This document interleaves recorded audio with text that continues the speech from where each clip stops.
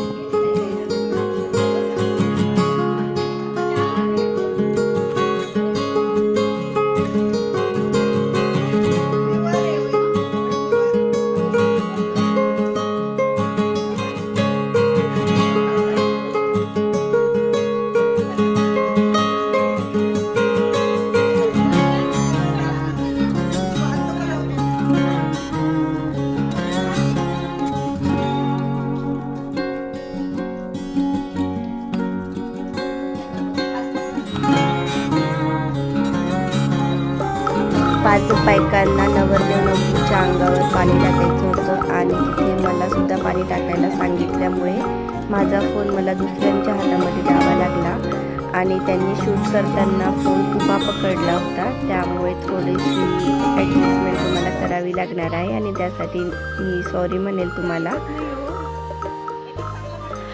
खूप सारे गेम्स पण घेतले होते। नवरदेव नवरीचे अंगठीचा होता, त्यानंतर सुपारी हातात पकडण्याचा होता आणि ते पण गेम्स तुम्हाला बघायला मिळतील नक्कीच, जे मी शॉर्ट्समध्ये टाकलेले आहेत, कालच टाकलेत आणि ते तुम्ही नक्कीच जाऊन बघा। आवडल्यास नक्कीच लाईक करा, कमेंट करा आणि माझ्या चॅनलला सबस्क्राईब करायला विसरू नका।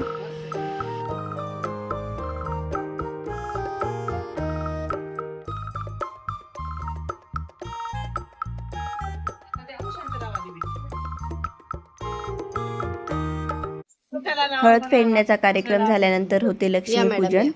बऱ्याच ठिकाणी नवीन सून आल्यानंतर लक्ष्मीची पूजा केली जाते आणि कोमलताईला परळीला दिलेले आहे मराठवाड्यामध्ये, तर तिकडे ही पद्धत आहे।